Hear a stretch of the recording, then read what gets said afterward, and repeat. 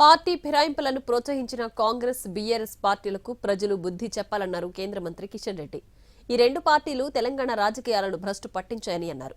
Supreme court ఆదేశాలను speaker చిత్తశుద్దితో అమలు చేయాలని చెప్పారు. ఎమ్మెల్యేలు పార్టీలు మారి ప్రజలకు వెన్నుపోటు పొడిచారని మండిపడ్డారు. ఎమ్మెల్యేలు ఏ రకంగా ఫిరాయించారో, ఏ రకంగా ఒక పార్టీ మీద గెలిచి ఇంకో పార్టీలో చేరారో, ఏ రకంగా ఓటేసినటువంటి ప్రజలకు వెన్నుపోటు పొడిచారో ఈరోజు మనం చూస్తా ఉన్నాం. వాళ్ళందరికీ తగిన గుణపాఠం చెప్పాలి వచ్చేటువంటి ఎన్నికల్లో. బీఆర్ఎస్ ఎమ్మెల్యేలు ఆ బీఆర్ఎస్ జెండా మీద గెలిచి సిగ్గు విడిచి ఈరోజు కాంగ్రెస్లో ఏరారు 10 మంది. మరి ఈరోజు సుప్రీంకోర్టు ఆదేశాలతో మరి ఏ పార్టీ అంటే మేము పార్టీ ఫిరాయించలేదని మాట మారుస్తున్నటువంటి పరిస్థితి. ఇది సిగ్గుపడాలే కాంగ్రెస్ పార్టీ, సిగ్గుపడాలే బీఆర్ఎస్ పార్టీ.